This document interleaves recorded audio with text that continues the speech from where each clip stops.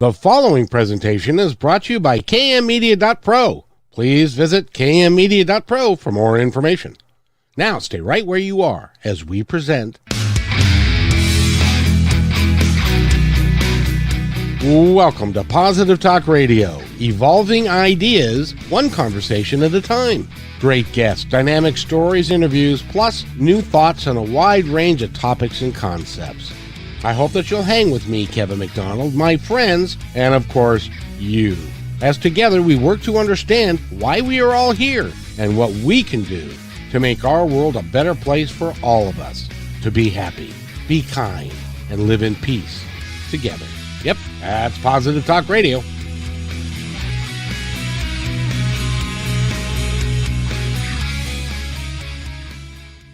Positive Talk Radio for Wednesday. It's a great day, and Reverend Randi-lee is here. He is tarot with an attitude. Absolutely. What a beautiful day. Bangarang. What's happening, tribe? Let's see what's going on. We've got a lot of things going today, including the fact that the phone lines are open. So if you'd like to give us a call, you can do that. And let me put up the number here, which is right there. So you can give us a call. And if you want to talk to our guest, who is very special today. But Rob, first of all, I want to ask you, how are things with you?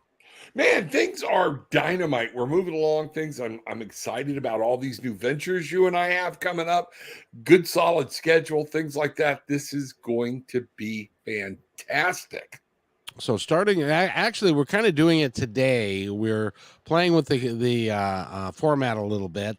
And so this is going to be a 2-hour show. And we've got Randi-lee in the first hour. And then we've got a gentleman by the name of Peter in the second hour. And he is a self-defense expert. And so that will be fun as well. And so we're going to have a good time with everybody today. And it's just amazing to me, Reverend Rob, because it seems like every time we book a show, we find out that you've done some of the things that our guest has done so you guys can talk intelligently to each other, and I'll just sit here and mind my own business. No, absolutely not. You kick it in here or whatnot, but it is funny, but and when you first met Randy, you said do you want me to call you Randi-lee? How do you like? I have no preference as long as I'm never called late for dinner. There you go. A girl after my own heart. I'm falling in love already, Kevin. This is one of those things. It's hard, wow. But, I'm looking at today and saying, Kevin must have thought everybody's going to get their ass kicked or something. We all need some self-defense. What was up with that? It just kind of sort of appeared that way, but let me, by the way, Randi-lee, welcome to the show. And I wanted to, you have been and still are a very, very busy person. Yeah, I like to do stuff, lots of stuff. She's got a podcast. She's an author. She's also a national kickboxing champion and went to the Pan American Games and took a silver there. Awesome. Which is just amazing that you did all of that, and you've written 2 books. One is Thoughts of a Wanderer, and the other one is A Mother's Truth. Oh, many more than that now. Oh, well, then somebody needs to update their website. Let's go ahead and start this thing out. What is your website? So I can get there and go, okay. It is www.rbwriting.ca. rbwriting.ca? Yep. All right. There we go. Let's see what happens. Well, that's you. I'm there. I made it. I can follow directions. There we go. All right. Yes, indeed. And we've got people that are listening, and I'll be just putting across the screen some of their posts that they do, because they like to let us know that they're here, and we appreciate everyone who comes to talk to us, because they're also talking to you as well, and you've got a lot to say. So let's get right into it. So you were born and raised in Ontario, Canada, and Yep. And you have a passion for helping others, and you've been in the you've worked in addiction and in healthcare, and Rob has done the same thing. It's like the only thing that you haven't done that he did was he was a police officer, and you spent your time as a kickboxing champion. So Yeah, Rob, I think go ahead. I'm gonna stay away from police officer. I wouldn't blame you anymore, especially. It's one of the reasons I got out of it. 14 years in there. And I loved it. I really enjoyed the work. But yeah, forget it. It's kind of crazy. But I went back to school and got my master's in social work, started with addictions work and counseling and whatnot, able to blend it all. And now I do more life coaching. I'm kind of staying with the life coach vein. Okay. Gives me broader spectrums. I've applied for my license in Florida, but that's going to be very limiting. And then you get all the stuffed shirts and nobody wants to have any new ideas or whatnot. So that opens. And I see you're a writing coach. I am. So I love writing. I've been writing since I was little. I don't even know what age, really. I was writing plays and skits and stuff that I'd make my cousins do with me when I was like 8. So I've been writing forever. And so, yeah, now I like helping other people get their books written too. That's awesome. One of the things I see in that I want my listeners to listen to, I'm always encouraging people to write, to journal, to do some things, and if you could turn it into a story, somebody like you could really help them take some inner fears or whatnot and turn this into an actual journey for others to share. Definitely. Yeah. That's actually how my first book came out. The Thoughts of a Wanderer one. It was all the poems that I had written as a teenager being depressed. And I found them in my basement. And I was like, I want to throw them out, but I don't want them to sit in the basement and be dusty. So I was like, what am I going to do? I put them in a book. There you go. Then I just kept writing and kept writing and kept publishing. And 10 books later. 10? Good for you.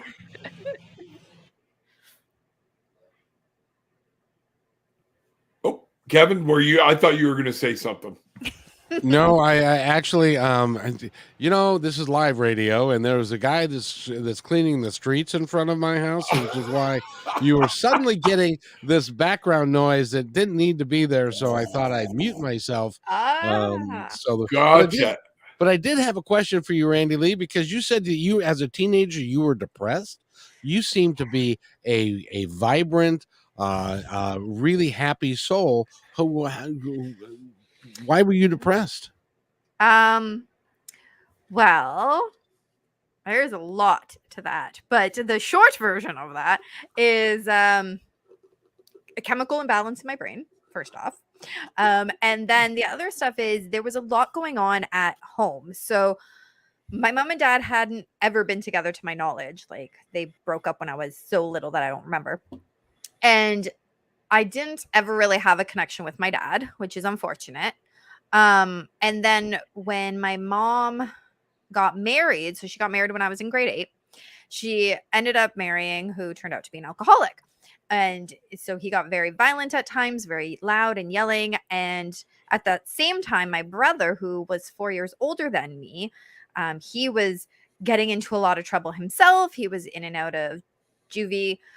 He was getting into drugs and stuff. And so I was just kind of forgotten on the sidelines. And I didn't have proper coping skills to deal with all of that was going on top of, hormones changing in high school, which is stressful enough. So there was just a lot of stuff going on and I didn't know how to express it. And I just thought, well, this is how everybody is. Everybody's just feels awful, which I now know is depression, and not everybody always feels it. It's not, doesn't need to be a part of your everyday life. But at the time it just was. Well, I'm glad that you came out of it. Do you remember what it was? Or did you have a mentor? Did you have somebody that helped you through it and to get you out of it? I got some antidepressants. Not just that, though. There was more to it, but those definitely were a huge help. I'm still on them. I went off of them once without asking my doctor. I don't recommend doing that. Thank you. Thank you. Thank you. This has been a public service announcement. All right. So, and I'm so glad to hear you say that, because today it seems to be a thing with, oh, I don't want to put them on drugs. I don't want to take drugs. You know, folks, this is a physiological system we're walking around in our meat suit. You know, we are spiritual beings having a physical existence, a human existence, but it requires certain things. And sometimes when we are truly medically out of balance, you need that help. It doesn't mean you have to stay on them forever, but it can help get you in a point to get situated. So then you can start working through some issues and find out how much is chemical and then how much is, you know, the devil playing with my brain, you know, and me not knowing how to cope with it. So thank you for saying that. And also, those are one of the worst drugs you can ever self-medicate with. And when you start taking them and decide, oh, I think I'll stop. Oh, yeah, look at that. Look at her. Good. Been there, done that. Whoa, you know. Yeah, you know, not good. I got so sick. All I hear right now is the talking head, psycho killer. You know, psycho killer. Yeah, so don't do that. If you want to go off of them, talk to your doctor, do it properly. Don't just stop. So on top of taking my antidepressants, I saw a therapist. Exercise was super helpful, journaling, writing, being out in nature, animals, vitamin D. And the sun always helps. Yeah. Being outside and having a good time. Let's talk about, did you use your kickboxing career as a form of therapy? Little bit. Hitting stuff is nice sometimes. Oh yeah. Oh yeah. Sometimes I would take a little bit of that aggression out on the bag or the people if I was fighting a person. Yeah, just exercise in general, though, is so helpful. It just releases all of those happy hormones, right? That clearly weren't being released in my brain. Happy hormones. I like it. Happy hormones. You can use it. I give it to you. Those are the best kind. Those are. They really are. Yeah. So now you've been busy your entire life. You're like we said, you're an author, you're an athlete. You've worked in healthcare. You've worked with addicted folks and that kind of thing. Much like Reverend Rob, was there a pattern to your life? Did you just kind of let that flow that way, or was there an actual plan? That's a great question. When I was little, my plan was to be a famous actor. Of course. But I guess having my own YouTube channel is kind of the same. So that was the plan, as well as, you know, being a writer and director of things. So that's why I would write little plays and stuff and make my cousins do them with me. I wrote a couple plays that I directed at my church as well, which was a lot of fun at the time. And I don't know, I just kept busy, just kept doing things. And then when I was super depressed as a teenager, I didn't want to do anything. I still kept busy. I went to youth group a lot, which was pretty much what saved me as a teenager, I feel like. Kept writing, kept just sort of finding things to do that kept me out of the house, that kept me away from what was going on. And some of that was good, some of that was bad. I ended up being pregnant at 18 and having my little beautiful baby at 19. I did graduate. Wow. Okay.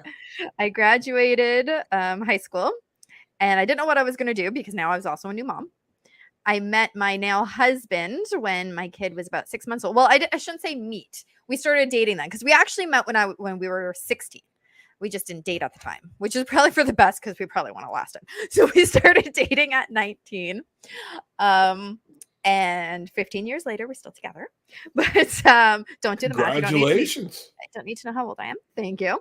And so he was going to college that September. This was in June. He was going to college that September. And he's like, well, why don't you apply? And before I had gotten pregnant, I had gotten into all of the universities that I had applied to. I was going to go for acting. That's what I was doing. when I had a baby. So I looked at what was available. There wasn't much left to apply for at the time. So I went into pre-community services, which was a 1-year certificate program that really couldn't get you a job after. It was just like a 1-year something.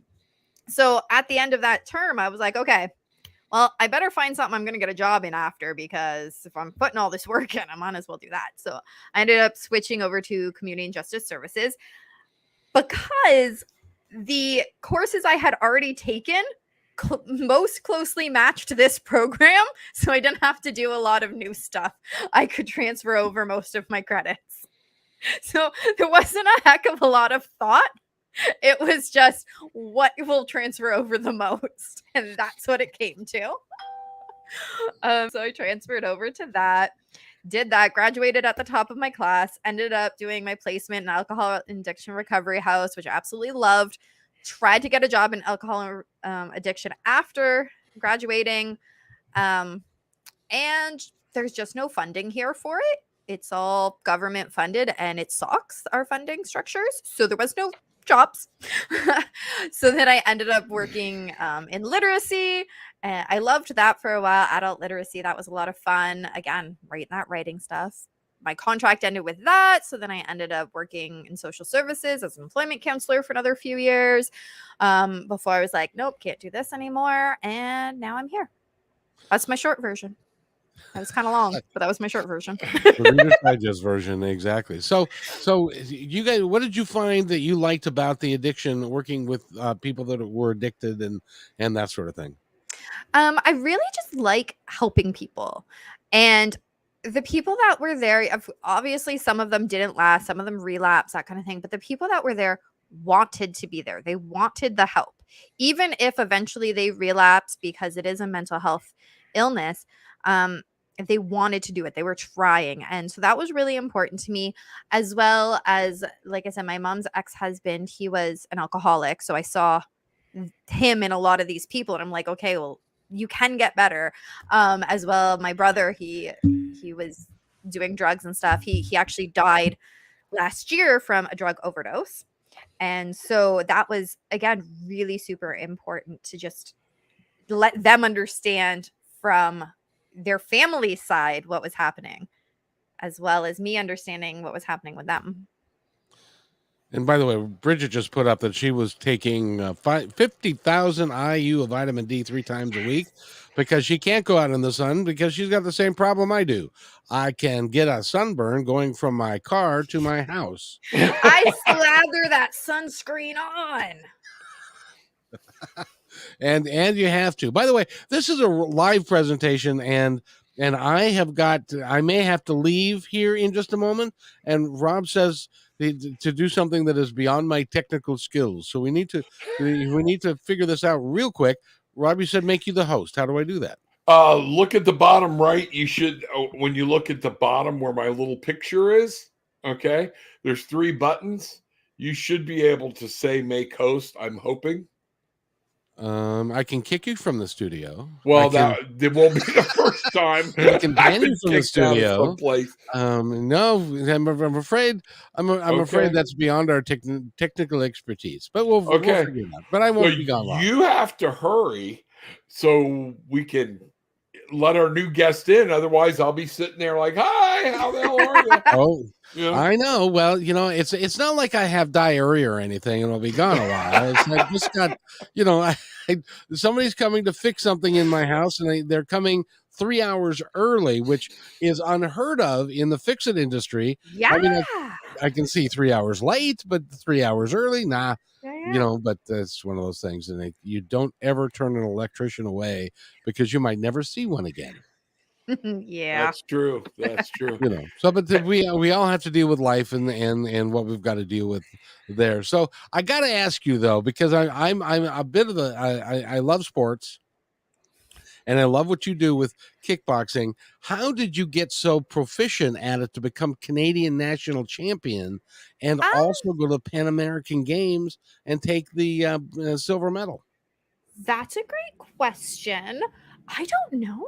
I think because I'm very like I like to break things down. So when we're doing a move like jab or cross or kick or whatever, I like to break it down into each of its independent parts. And I slow it right down. So many people are all about, oh, I gotta go fast. I gotta go fast. Well, when you go fast at the beginning, that's when you F it up. It's really that simple. You have to slow it down. And so that's what I would do. I would slow it right down. Then when I was really, really good at it slowly, then I would increase the speed and go. So I think that really helped. I went to the gym a heck of a lot to escape the crazy that was going on in life. So that too. So a And lot of practice time. exactly. Practice makes perfect, right? Right. So those are probably the two biggest things, slowing it down and just a lot of practice. That's actually a good metaphor for life. Yes. If you rather than go so fast and slow it down, relax, take one day at a time, and things will be great for you. So, what was it like standing on the podium? You're making me think now. So that was in 2016. It was pretty awesome. Although I hurt my wrist, so I was in a lot of pain. It was like 3 times the size it should have been. But it was pretty cool. I have the medal. I actually have a whole bunch of medals hanging up in my living room all across the ceiling. There's a bunch of medals all hanging up. I have from the national champ. I've got a big belt that I haven't figured out how I'm gonna hang up yet, but I want to hang that up with the rest of them up there. So yeah, it was pretty cool. It was like I'm finally accomplished. I could do it. And now I'm gonna eat some ice cream.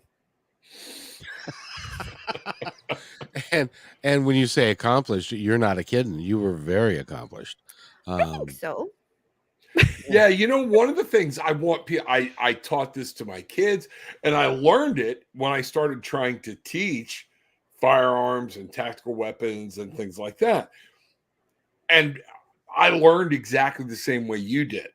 And I found that you know what, Kevin? I would much rather teach a woman defense, tactical weapons, because most of them, no, so I didn't say all of them, most of them do not come in with any preconceived ideas.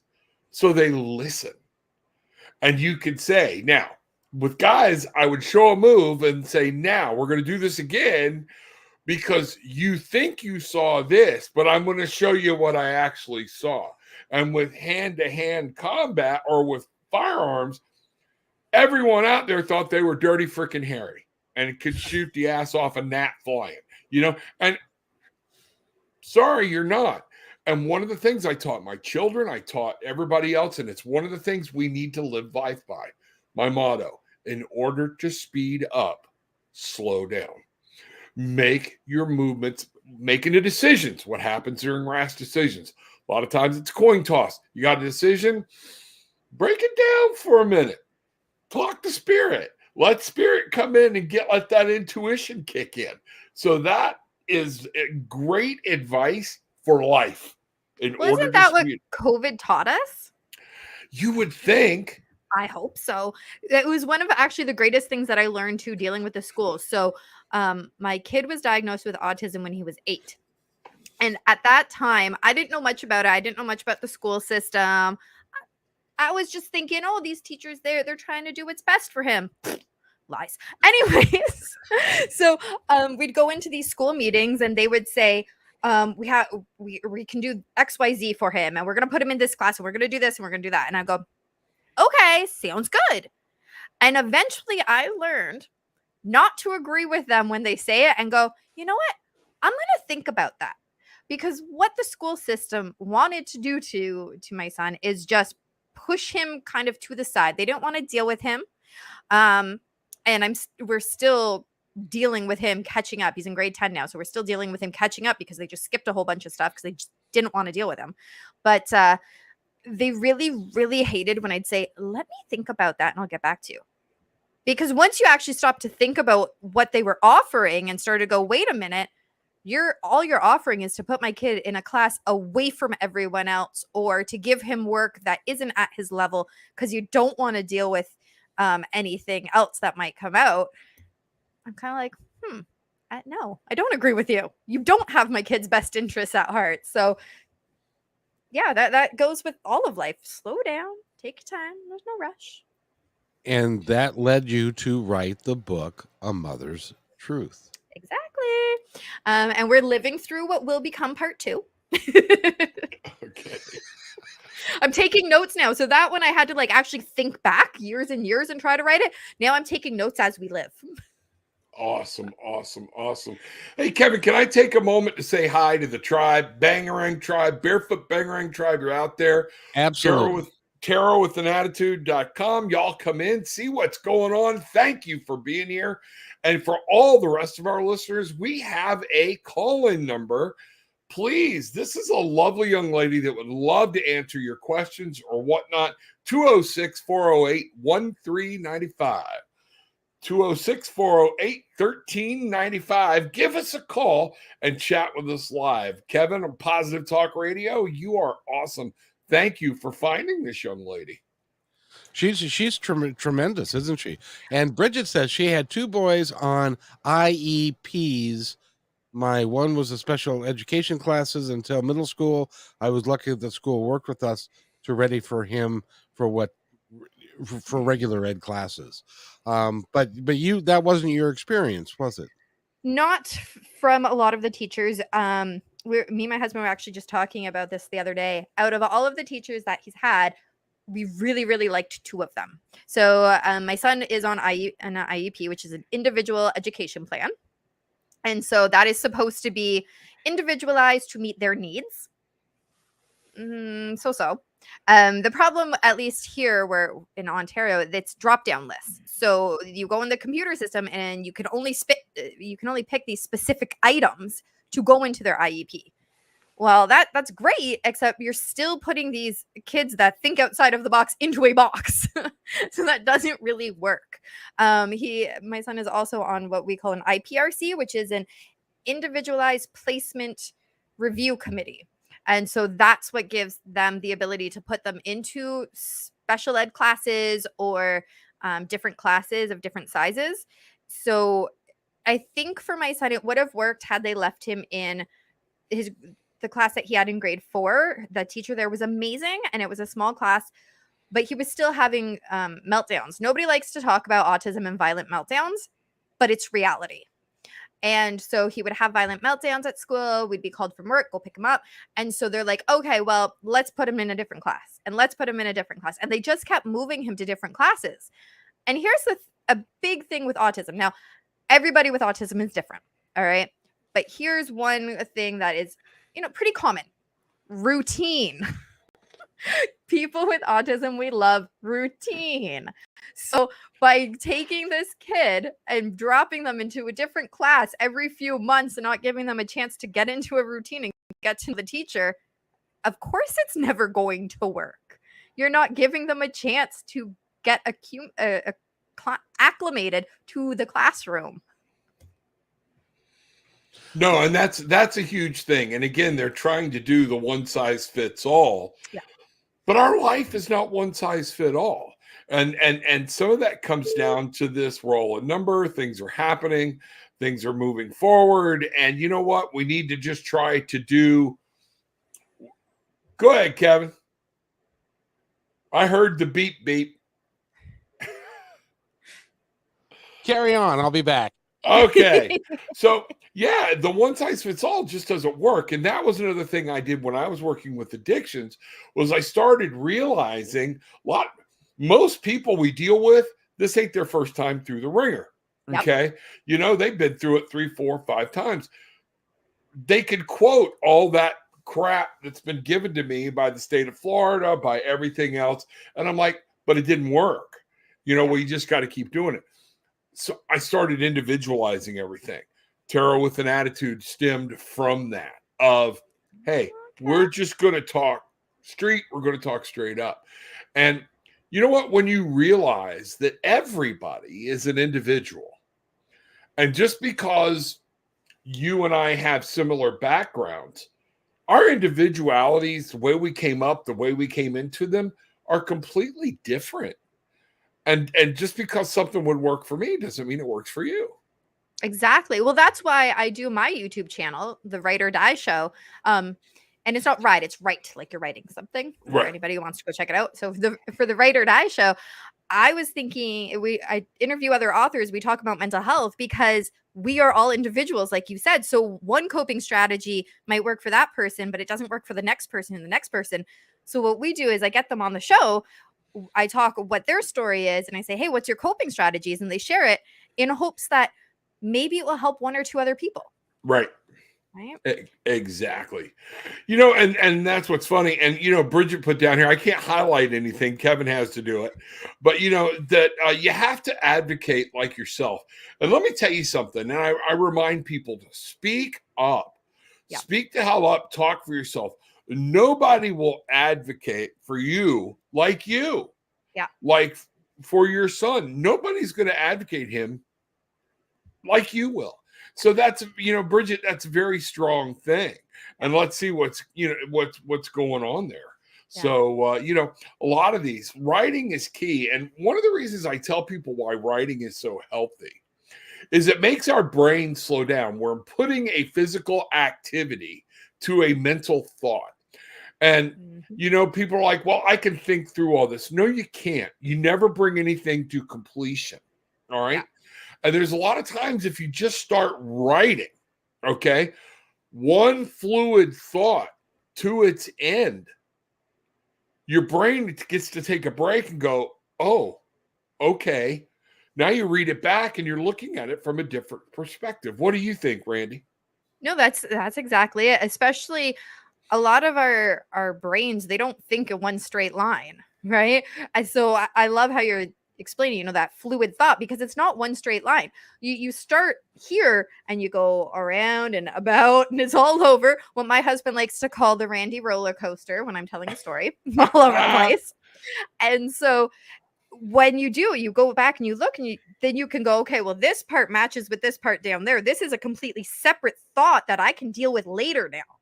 But while it's up there in your head, it's up there in your head. You have to get it down on paper. So you go, okay, I'm not going to forget it now, but it's not part of the solution I'm working on right now. Exactly. And it helps you prioritize. And don't just write it down and throw it away.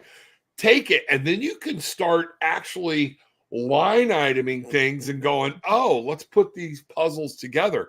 This piece doesn't belong with this at all. So now I need to figure out which one I'm going to deal with first. Yeah. It really helps us. I also tell people in writing, so I love that you're doing the writing thing. You know, when I'm working with them in coaching or whatnot, when I was doing addictions and counseling and therapy back in the day, one of the things I reminded people, when I can't go to sleep, I can't get any rest, the hamster wheel starts turning, you know? So I teach them some mindfulness exercises, go to bed, give it 20 minutes. If you can't, get up, have a pad and paper ready, and start writing down the thoughts that were going through your head while you were trying to sleep. Yeah. I get a lot of good stories out of that. Oh, yeah. You know, it is the basis of good stories. But most people get up, and then what they do is they either go to YouTube, go to Facebook. They don't ever deal with what's rattling around up there. Okay.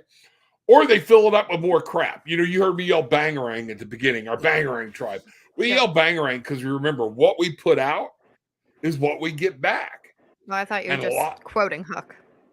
No, that's where I got it from. Okay. And the whole idea is being able to reclaim your magic and fly through gratitude and understanding. But what I want you to see is that what you put in a lot of time is what you put out. Mm-hmm. It controls. So you got to be careful. And I see people, I can't sleep. So what do? They get up and then they turn on Forensic Files. You know, people killing people. Well, yeah, that's going to give you a really good night's rest. You know, stop turning on the tube, leave the phone, everything turned off, and walk over and start writing about what's keeping you awake. Yep. Yeah. I also like to I'll sometimes put on like a meditation, and that helps me to fall asleep too.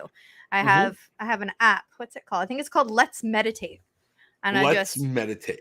Yeah. All right. And they have a bunch of different ones on there, and it's totally free because I'm not paying for it. But so there's a bunch of different ones on there. So you just pick whichever one you like the voice of. I like the one woman's voice.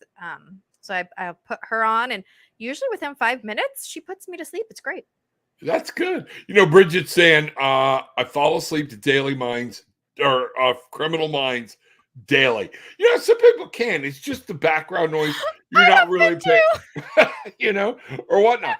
I, on the other hand, and being 14 years of police work, I had to stop watching it because I loved the show, especially the Mandy Patinkin years. I am Inigo Montoya. It's one of those things, where but for me, some of it started to become too real because I could relate back. So that's why I'm like very careful about what I watch before I go to bed or whatnot. My ghost shows, my paranormal shows, my ET shows, I can go right to sleep because I'm very comfortable with it. Oh, that's funny. Yeah, we've been rewatching Criminal Minds because it's on Disney Plus. So I usually end up falling asleep to it because we're watching it, and it's just like, oh, I'm tired now. I love Criminal Minds. It's on Disney or Discovery? Disney. It's on Disney. Yeah. Disney okay. Plus. This is what happened when the queen poisoned, Cinderella or Snow White. Which one? We have to figure it out. Yeah, we got to figure it out. Dun, dun, dun, what was the one with the doink doink? Doink doink. Criminal, whatever it was, SVU, Special Victims Unit. Yeah, that's okay. Yeah, I know which one you're talking about now. Yeah, different things. It's funny what we do. Now, I've got a question for you. I have an answer for you. When you did the kickboxing thing and you started into it, why kickboxing? Was it an idea just to begin with self-defense, or it just looked like something cool? What was it that led you into that trail? Cute butts. So I'll actually explain, but so we had put our kid into jiu-jitsu, and so he was 5 at the time, I think. And so he was in it, and during his jiu-jitsu class, there was an adult cardio kickboxing class also taking place. And I would watch them all the time. And I said to my husband the one day, I go, those girls have really nice butts. I want a nice butt. Turns out they're also runners, and that's where the butt came from. But okay. I didn't know that at the time. So I was like, I'm gonna try it. So I tried it. And I was like, this is a lot of fun. Okay, maybe I'm gonna try regular kickboxing class because that was just the cardio. So I was like, okay, I'm gonna go try the regular class. So I went and I did it, and I'm like, this is so much fun. And that's it. A good activity like that too. It's good for the brain. Like you said. Oh yeah. Very good so much thinking. When new people start and I'm coaching them, they're always like, there's so much to think about, because you think you just go in, you're like, I'm gonna hit stuff. And I'm like, okay, put your elbows in, put those up here. You got to turn that over, turn this over. You're on the balls of your feet. Like, it's just, there's a lot that you don't think about. Yeah, Bridget's saying, I'm seriously considering a boxing workout. They have one here on Orange Avenue, but again, I'm so lazy. Lazy. What's the cure to lazy? It's that first. I tell people all the time, and I used to, when I was doing group therapy, I would say, okay, we're all going to practice the first move to doing something, and I would say, okay, stand up. And everybody's like, okay, now what? No, that's it. That's the first move. It's true. Just get up. We become creatures of habit because it becomes very comfortable to put on our warm fuzzies. I have what I call the blanket. My wife bought these things, and I call them the blanket of death because they're just the right weight with our AC and the fan and everything else. Yeah. And when I sit there in the evening, at one point, she'll hand me the blanket and say goodnight, because it becomes comfortable. And you know what? When we were talking about depression earlier, people can become comfortable in their depression. Oh, I was super comfy in it for a long time till I decided I was going to kill myself. And I was like, ooh, this is not good. It's bad. Yeah. Who's going to grow my kingdom? Your kingdom can wait for an hour while you go to class. That's Hey. it'll be fine. You might even see that your kingdom is going to grow even bigger because you might fire some endorphins or something in your brain to be like, There you oh, Exactly. give you some clarity or whatnot. What do you think? I agree. Bridget, what kingdom? Tell me what kingdom. You know what she's talking about? I'm assuming it's a game. I'm assuming it's like an app or something. I don't know I what like one. to know. I'm a gamer too, to a degree. Not as much. I haven't played in days. But, I like puzzle games. Okay. I'm all about puzzles. Absolutely. I'm the old RPGer. I'm still playing Diablo, things like that. My sons are all, I used to really play. What was great was when my boys were all home. We played World of War, Evermerge. Is that I've heard of that. I have to check it out. I have to check. I want simple and easy and whatnot. But we used to play, World of Warcraft as a family. Oh, that'd be fun. We had intercoms in all the rooms, everything. It was great because whenever we got together, we went through all the dungeons. We had everybody we needed, and somebody would say, and my dad was like, he was a Baptist minister. And the first time he saw us playing Dungeons and Dragons, that's evil, that's wicked, that's whatever. I said, you know what? You and I did nothing together. Okay. Me and my kids killed a dragon last night. I love it. We'll play Mario Party together.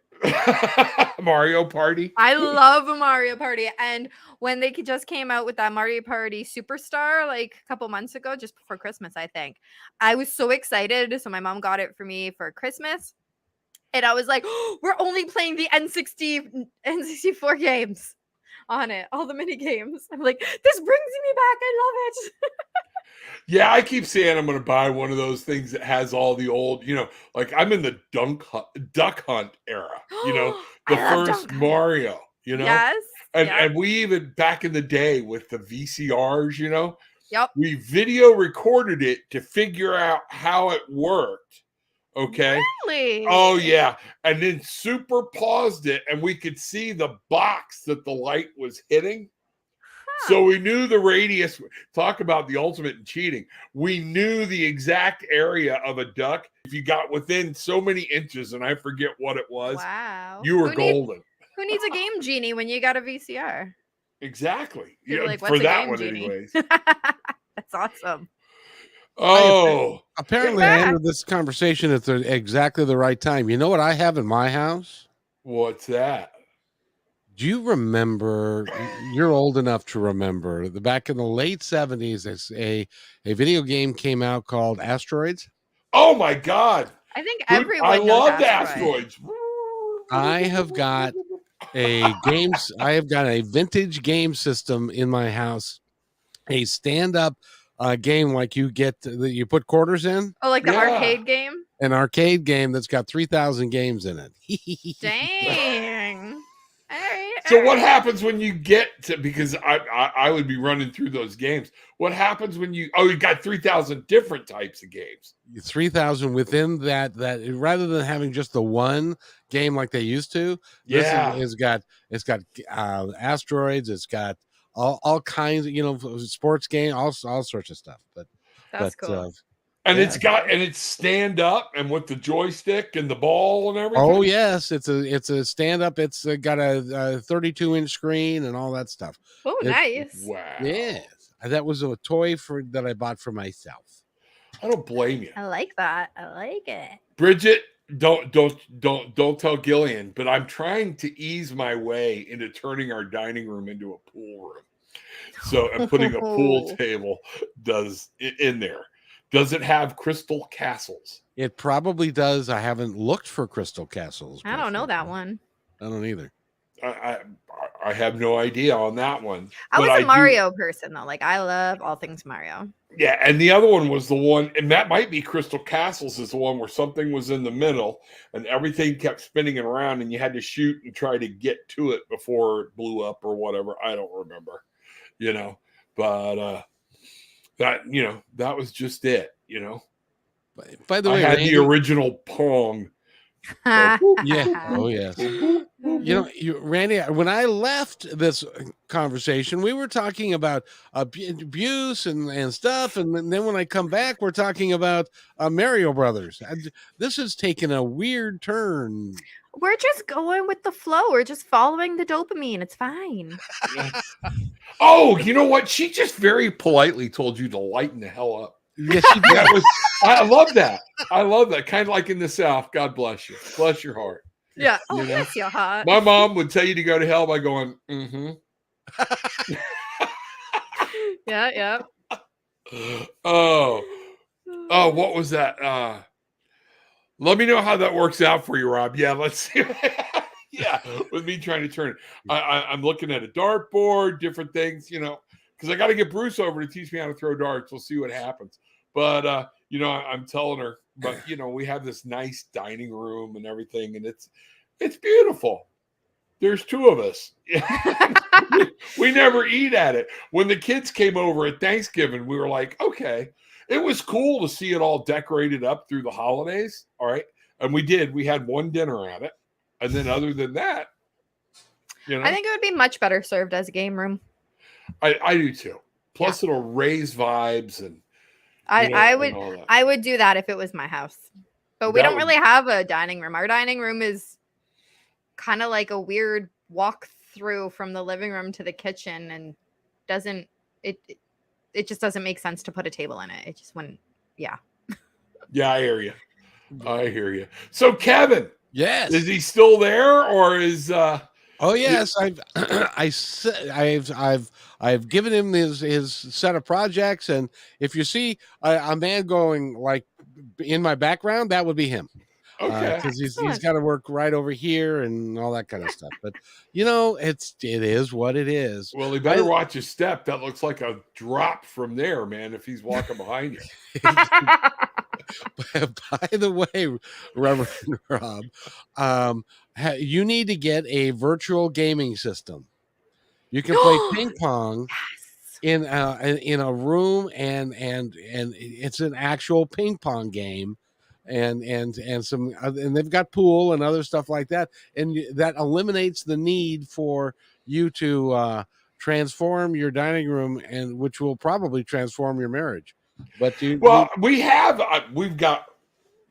all of them. We're kind of a gaming family, and what was funny, and I will tell you this: when we were talking about background noise, things like that. I stopped playing for a while because just busy, things like that, and felt like I needed to do something more with my time. You got to step away from those things every now and then to remind yourself there's other things to do. Yeah. But she came to me one time. She said, I need you to start playing your game again. I'm like, why?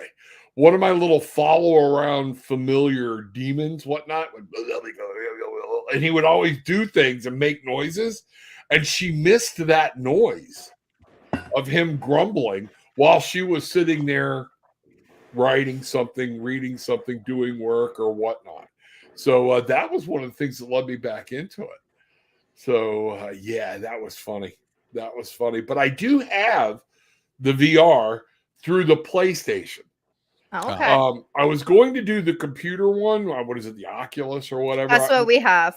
Okay. You don't have to set it up with the computer. It's just like an app on your phone. So the games, you have an app on your phone, you find the game, and then it downloads into the actual thing. So you don't have to have it plugged into nothing. Well, I can't. This was 2 or 3 years ago. Yeah. So the PlayStation, I dropped like $700. I believe it. Yep, to get this one, and we said this is going to be our dedicated VR system. And you know why? I wanted to play some of the other games on PlayStation, but then we also play Switch. That's where I play Diablo. And the buttons are different, and I'm too old to adjust from game to game. It's like, I get frustrated and I throw it down. So now all of my RPG games, things like that, are on Switch. My VR games are on PlayStation. So it keeps me settled, That's funny. So I'll have to see if they have something like that, Kevin, on the PlayStation. I haven't checked it out in a while. They probably do. Probably. I love the Oculus. It's so much fun. It is. It is. And especially when you are in the air in that thing, and your brain is telling you you're going to fall and it's going to hurt, and you're standing in your living room. I But know. It's so freaky. My kid Yeah, ours downloaded a was. game like that. Yeah. I've got one that is a you're on a roller coaster, oh yes, but you're going through this haunted and zombies are coming out and you're trying to Oh, shoot. yeah. And it gets so intense. I don't play it for a while because it's like, no. Those ones give And- me a little headache. Yeah, and then my son likes to walk up behind me and then tickle my head, and I'm like, you little bastard, what are you doing? He's about twice my size. Oh, kids. Aren't they great? They're so cute. Oh, yeah. Here you go. Hi, Dad. What? Yep. So, dude, I'm 60. I might have a heart attack and die. Then I get your PlayStation. Oh, jeez. Randi-lee, I got to tell you, you're a kick. You're a lot of fun to be around. You know that? Thank you. I'm having so much fun on this show. Anytime you want me back. I'm going to hold you to that. That's fine with me. Exactly, because you're going to have to come back. Don't you think, Reverend Rob? Oh, yeah, absolutely. Absolutely. Can't wait to talk. We got so much to talk about and things to do. So We got to know more if his wife experience. agrees to the game room. So Yeah, you know what? She's, as much as it sounds like, she's pretty easygoing. She lets me get away with a lot of stupid stuff. So we'll see. We'll see. Now, and by the way, guys and gals, if you're listening, in the next hour, which we are just going to continue straight through, we have a gentleman by the name of Peter Honigmann, and he is a grandmaster. He's worked under a grandmaster in Kenpo. Do you know what Kenpo karate is, either of you? no. Karate. So that's a different style, different form, different function. Yeah. So that's a lot of it's just a different way the moves flow. Mhm. And he has developed a system. He calls it the Bdc system, and it's best defense concepts. And it's for people, both military and individuals, on how they can protect themselves if they get into a situation that nobody ever wants to be in, where somebody's trying to hurt you. Now, Randi-lee, you could just kick them Right in the head. Can you still kick that high? I think so. I've still been doing stretches and stuff. I've had a lot of health issues lately, so I've kind of taken a little bit of a break. But I mean, when I had cancer, I came back and I could still kick people in the head. So, it's fine. You had king. Apparently, I've missed part of this conversation.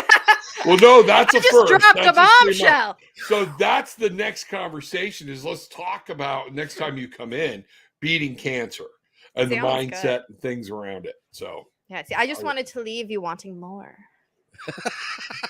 Well, so did my ex. And yeah, no, not anymore. Yeah. My ex and I got along so well, she changed her last name after we got divorced. So she no longer exists. So works for me. So how long ago did you have cancer? 3.5 years. And I assume that you are cancer free today? I am, as far as I know. There you go. God Congratulations and good for you. Thanks. Really yeah, it was interesting time. I can only imagine because I've never had that happen to me. Now my brother had stage 4 lung cancer. Oh my! And so he has subsequently passed away. But that's one of those things where that conversation that you have with your doctor would be hard. It would be hard because you don't really think about it like that. Yeah. By the time he came in to tell me, I kind of had a feeling. So I was told in January of 2018, sounds right, that I had pre-cancer. And I was like, okay, what does that mean? And he goes, well, we're just going to do a surgery. We'll just take out this little bit here. It was cervical cancer. We'll just take out this little bit and it'll be fine. I said, okay, cool. So I had first surgery. And so they took the little part out. He goes, okay, I'll see you back in 8 weeks. And that way you can heal up and we'll do your checkup. 1 week later, he calls me. Well, the nurse calls me. The doctor wants you to come in today. I'm busy today. No, he needs you to come in today. So I kind of knew what he was going to say. Like it couldn't possibly have been good news, right? Right. So I got my in-laws to watch my kid, and I go in and sitting and waiting. And then go into the actual room. He comes in, he sits down. The first thing he says, he goes, "You already have kids, right?" I was like, Wow. "Yes." Me and my husband had already decided not to have any more, so he had a vasectomy 2 years before that. So now we joke that we're super safe. There we go. And he said that it wasn't pre-cancer. When they ran the test on the part they took out, it was full cancer. So I would need to have another surgery and have a full hysterectomy. And I was like, okay, you could take it. I don't need any more. You could take it. And I just kept repeating that because I wasn't really processing. I'm like, you could just take it. Yeah. And he goes, well, you have to finish healing from this one before you can have another surgery. And I was like, but you could take it. Yeah. And so, yeah, I waited the 8 weeks to heal up from that one. Then I had the hysterectomy after. And then after that, like about 5 days after that, I was back in the hospital because I got an infection and was dying. I couldn't barely even stand up or anything. So they were poking me with all sorts of needles and IV, and I had to stay there overnight, and they did all sorts of tests and stuff to make sure what the issue was, and they gave me a bunch of medicine. So then I was all better from that. So then 3.5 years later, I'm all good. There you go. Were there any side effects from the hysterectomy? I know that's a lot of people's biggest fear is not the hysterectomy, but the side effects that come for the woman afterwards. I don't. And if you don't want to disclose, that's okay. I don't care. I'll talk about anything. I don't think so much. So I do have a little bit of a bladder prolapse. So what that means is that the bladder, normally it sits on the uterus in a female body, and so with the uterus gone, it wants to come down. So for any woman though, even if you haven't had a hysterectomy, and actually anybody, because even men can have this issue as well, it just falls out the other end. It's all about your pelvic floor muscles, which both men and women have. So you can see a pelvic floor physiotherapist, and they'll give you all sorts of exercises to help prevent that. So she's been pretty awesome. So it's not coming out. It's still there. But even anybody who has any kind of bladder control issues, like so many women always go, I can't jump because I'll pee myself because I had kids. True, but you can do things to make it better, right? You don't have to live like that. So, that's been a big thing. And I think more just emotionally was more the issue, because going back to doing married adult things was more of like getting over it in my mind than anything physically. Right. So that was the biggest thing. And it took me a while before I would even tell my husband that was the issue. It would always just be like, nope. And then I eventually like told him why it was always nope. So that was probably bigger. But physically, no, it's great because I don't have a period no more. Did you hear that? You hear that, Kevin? I'm glad you came back in. I came in at the exact wrong time again. And besides that, and since we've been talking, I've spent $550. Aren't you proud of me? Boom! There we go. We should have a cash register sound. Cha-ching! Yes, we should. Because So anyway, that's what it costs. So you gotta do what you gotta do. That's right. So it's been such a pleasure having you here. As a matter of fact, if you got nowhere else to go, Peter's just checking in right now, and you're welcome to hang out with us if you want to. I actually have another interview that I'm doing in a few moments, so I do have to go. It's not going to be anywhere near as good fun as this one. No, it's not, but I've already agreed to it, right? Okay. So, yeah.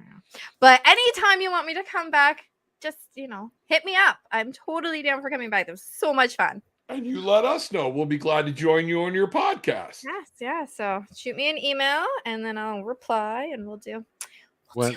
And I've got and Peter's here, so don't go away, Peter. We'll be right with you. But one last thing is that I need to talk to you about KKNW 1150 AM because I also do a radio show there 3 days a week, and that you would be a lot of fun to have on that show. Yes, definitely. I'm so down for that. So we will talk. I got your email. I'll find you. That's right. So you'll find me, and everyone else can find me at RB Writing on Facebook, Randy B Writing on Instagram, and my Write or Die show also on TikTok. And that's right, WRITE. Yes. You know, not ride, not Yes. right, RIGHT, right, and I Right. love that. Yes, indeed. And thank you so much, Randi-lee. You have yourself a wonderful day. Thank you for having me and have lots of fun with the next guest. Absolutely. We will. We're going to introduce him right now. So, bye. Kevin. Yes, sir. Why don't you tell everybody first about Positive Talk Radio? Help us out here. Let people know where they can donate and everything else. Oh, I know. We ran long, didn't we? So we weren't able to get that done. But you can go to positivetalkradio.net. We've got some big doings happening here with Positive Talk because Reverend Rob Lee is joining the team, and he's going to host starting next week. Well, actually, starting this week, he's hosting with me the shows that we are doing and going to continue to do. On Friday, we have a wonderful, wonderful, wonderful tarot card reader on KKNW. His name is Reverend Rob Lee, and we're also doing some other things. And we're going to start doing on Monday 2 hours a day, 5 days a week, Eastern time, 5 to 7 o'clock. On Mondays, Wednesdays, Thursdays, and Fridays. It's 2 to 4 Pacific time. And we're going to have a bunch of guests. We're going to, Reverend Rob's going to do some cards. We're going to do it's going to be a lot of fun. And we're going to do this on a regular basis because our goal is to be positive in the world and to create something really good for folks that they can take a time, instead of watching CNN, watch us for a couple hours a day. You'll have a lot more fun. And you won't feel you won't need to take a shower after it. Absolutely. And also, help us keep this going. If this has spoken to you and you like to see this, help us keep this ball rolling. Go to positivetalkradio.net. There's a donation button, whatever it lays on your heart. You want to talk to me directly? tarotwithanattitude.com. Book a session. Got some classes. You'll be able to see it all there. Very good, and Peter is with us, and Peter, I've been looking forward to this conversation for a while. And first of all, I got to introduce Reverend Rob Lee again. He's a former police officer. Wow. He did defense training for other officers, and that's so. I actually brought somebody who knows something about what you do here because I know nothing about what you do because I'm not that. Understood. You're welcome. But yeah, that was a long time ago. I'm sure a bunch of stuff has changed. So I am anxious to hear what the new guys are learning. And I'm always anxious to hear something I can add to my stuff. Welcome, welcome, welcome. So well, thank you very much. Peter Honigmann, if you want to go to his website, you can, which I need to pull it up. What's your website, Peter? bestdefenseconcepts.com. There it is, bestdefenseconcepts.com. And let's talk about you a little bit. Tell us about yourself, how you got into this work, and what it is that you are doing these days. All right. Well, probably not got into it the way that many people do. My main job is I'm an attorney, and I've been practicing law for about 24 years. Been doing... So you need to be able to defend yourself. Certainly when people get the bill, sometimes people get a little angry, yes. Fortunately, I'm not doing that anymore. I now work, the last 3 years, I work for legal aid. So I don't bill anybody anymore. I just offer them legal assistance over the phone. So I get to help people without the negative part of it. So, but before that's, in high school is when I kind of started in traditional martial arts, Kempo karate. continued through the years, just doing various types of martial arts. And, at some point I realized I really wanted to be teaching. I'd be in a class and someone be instructing, and I would be thinking to myself, I could do that, or I could do it better than they're doing. And I really wanted to be doing it. So, 2012 is when I really kind of broke out and decided I was going to do it, and started teaching basically a senior self-defense class for the Vernon Township area that I live in. And it was a little tough to convince them, because I said, hey, you guys, you don't offer a lot of different things for seniors. Would you like to have a self-defense class? Like, we offered a self-defense class a few years ago. No one signed up. I said, well, what did you do? What did you have? They showed me the flyer. It was a woman who did traditional self-defense, but was charging, I don't know, it was $175, something. It was a lot, and no one signed up. But I said, I tell you what, I don't care what you charge for the class. I don't even need to get paid. I just want to get out there and meet people and teach.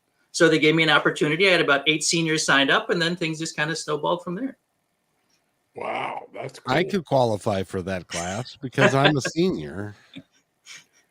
What's it like teaching senior self-defense? Actually, they're one of the best groups I teach. So I do a lot of senior self-defense seminars and presentations, libraries, retirement places, just about any place you can think. We have groups of seniors, and I've got a plate, on free. There's a website out there called freespeakers.org. And basically, they have all sorts of speakers who will speak on any topic for free at no charge. And so I do that just as a community service. And I get a lot of senior centers that call me and want me to come out. And they're very engaged. They ask a lot of questions. And the actual classes that I teach with them, I do a lot of cane defense, for example. So I'll, everyone gets a cane, and then we start, working it out. And, it's a little dangerous for me, because you give them a weapon and they start swinging it around and they're having a great time, and I got to watch. Yeah. So they're great. They want to learn a lot, and they're happy to do whatever, and sometimes they're a little too enthusiastic. So I have to be a little careful, watch their balance and things like that, because I don't want anyone getting hurt. But I really enjoy it. It's a lot of fun. And then, in addition, they'll tell me a lot of stories. I've actually had people tell me a lot of stories about things that have happened to them. And I'm happy they've been willing, felt like they could share those stories with me, although sometimes they're, rather difficult stories, to listen to. So do you also teach them walker defense skills? Yeah. Do they take the tennis balls off? You get, and I've got people of every level of capability, right? From, can do a lot of stuff to can't do much at all, right? So you're in a walker, wheelchair. There's a lot of stuff I teach you couldn't do. And all I can tell them is, look, you're only capable of doing what you can do. So, for a lot of people, if you're in a walker, maybe the best defense for you is going to be possibly carrying pepper spray. It's something that you can use easily, works at a distance, very effective. It's non-lethal, so that, I've got a whole range of options that I can use for people depending on what they're capable of doing. Peter, I got an idea for you. We need to do partner on this. A walker where the cylinder has pepper spray in it with a nozzle and a trigger, kind of like the Bat Walker. It would be like Batman when he's 80. Or whatnot. But, people and then they could sneak that in to all the ALFs and the nursing homes, and, talk about bringing to tears. Literally, yes. No, but, seniors need that. They need that mind engaged. And when I'm talking about seniors, I'm talking about 55 up. Anybody that's starting to leave work behind, the brain, you're not thinking all the time. It helps to stay active. I don't know what I do if I wasn't doing a lot of the YouTube stuff now, because I'm working from home. I would go crazy after a while. I'm like, we got to go out. I got to get outside. I got to see the sunlight. I got to do different things. But it's an important concept for people, even for people that are out of shape or whatnot, to talk to you, because it's a great way to get back in shape, and you don't have to be Kwai Chang Caine to begin with, Right. Kevin, did I test everybody's knowledge with the Kwai Chang Caine reference? Kung Fu reference? I just watched an episode of that just the other day, as a matter of fact. It's interesting. He started out as a dancer and didn't know any martial arts, and then kind of got more into it as he progressed. Did he start out as a dancer, really? Yeah, it's my understanding. Yeah. Wow. Yeah, David, even when he did, he got much better at martial arts after Kung Fu, because when he Yeah. started, it was just, as he put it, oh, it's all Hollywood. Um, but you teach the real thing, Peter. You are able to talk to people about self-defense in a real important way. One of the important things that, and to Reverend Lee's point there is that, less so the physical. I mean, that's obviously part of it, but really it's more the mental, right? You're really trying to tell people, hey, we don't want to get into fights. We want to avoid fights. How do we avoid fights? How do we pay attention, be more situationally aware about what's going on around us, and that really does require just paying attention and watching people and realizing that I can avoid situations if I'm aware of them. If I'm not aware of them, I can't avoid them. And now I'm going to be behind the 8 ball when something happens. So I think a lot of what I try and do, I start off with that and emphasize that because I don't want anyone, getting into fights. Exactly. By the way, if you would like to talk to Peter, if you have a question for him, see that little number that's scrolling across the screen down there? It's 206-408-1395. This may be a first. I was looking, Reverend Rob, and I was looking for another call-in YouTube show, and I could not find one. No, I think we're breaking a barrier here for YouTube. You don't see it. It's watch, write, and then email me.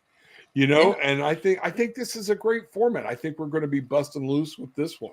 So if you'd like to ask a question, give us a call at that number, and I will put you through to talk to Peter.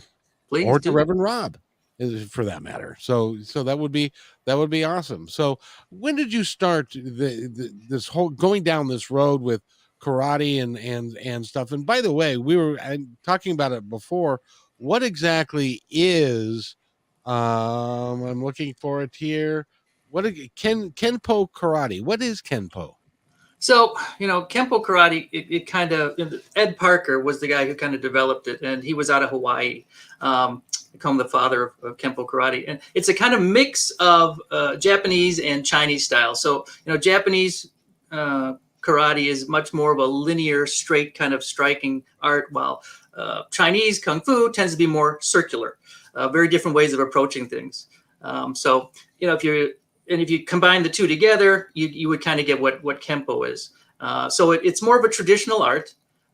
And my instructor, who was, I think, one of the first 6 or 7 black belts under Ed Parker. So Ed Parker came from Hawaii to the United States. And it was, my instructor, John McSweeney, studied with him. And then he took what Ed Parker, 5-finger death punch, he took what Ed Parker taught him, and he kind of stripped it down because, John, like I said, it was my first instructor. He wanted it to be a very simple, straightforward thing. He didn't care about belts. He didn't care about uniforms. He wanted self-defense that was simple and easy to use. So he had like 26 basic situations where were common attacks. And he's like, this is what I'm going to teach. And that's it. I don't care about anything else. And I liked his approach. And so that kind of formed, my perspective on things. So as I've gone along through the years, I'm like, I'm not really, I don't care about belts and testing, and it doesn't mean anything to me. I could be, I need to be able to provide knowledge to someone. So if they leave one of my seminars, if they learn one thing that could save their lives,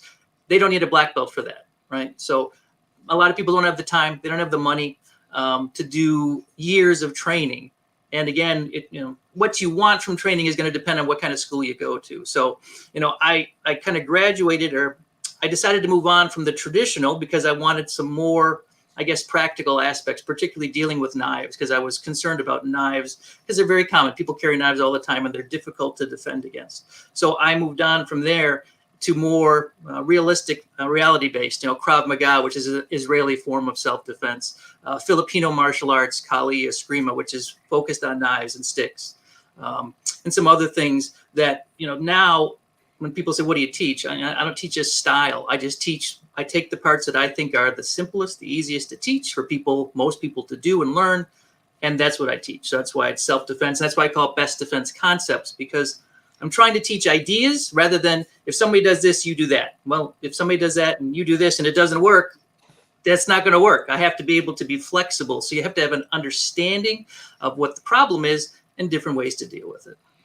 And one of the things, I'm glad to hear you say that. I remember when I was in law enforcement, we're going back to the 80s and early 90s. And one of the things we used to have to teach people, especially males, I told Kevin earlier, I would much rather teach a female than a male because they're open. They're, see that immediate, they're not coming in thinking they're Chuck Norris and Dirty Harry, and they don't have preconceived ideas, so they'll actually listen to you.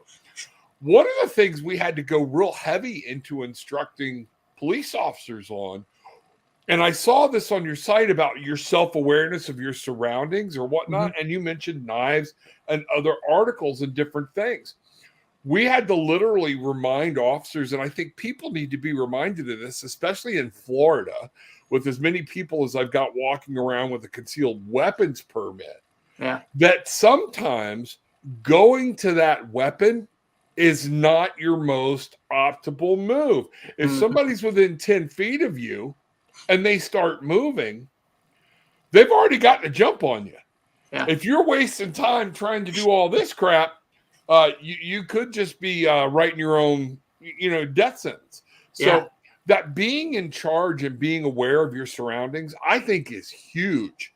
And you know what? I even blend that into the spiritual. Where are you? What are you doing? What are the people you've surrounded yourself with? It's going to be a bangarang moment, Kevin. Bangarang. What you put out, you get back, but what you put in is what you get out. And one of those things, I like what you're saying, and I'm looking at your site. It's very interesting. What do you think about? All right, so you do senior citizens, things like that, and I have been toying with the idea of going back. All right. But because of 14 years of police work and me using my body as an amusement park rather than a temple, is there a specific? If I was going to go back to something, what would you recommend for somebody like me that wants to do it for weight loss, but might have leg, joint, and weight issues? Maybe I don't know if it surprised you to hear this, but I think that Tai Chi is actually a great martial art that I suggest to a lot of people who have any particular movement issues, because it is, number one, it's very gentle art, right? It gets you moving, first of all, which is the big key to, first of all, staying in shape. You got to get out and get moving. It also gets you into usually groups, so you're getting together with groups of like-minded people who all want to kind of be healthy. And so I think that helps with the positive mental reinforcement. Plus, built into Tai Chi is our self-defense moves. They're not emphasized in this country as much as they are in China. We tend to just do them as a move, but the right instructors will say, okay, this move actually is for this particular attack or this kind of defense.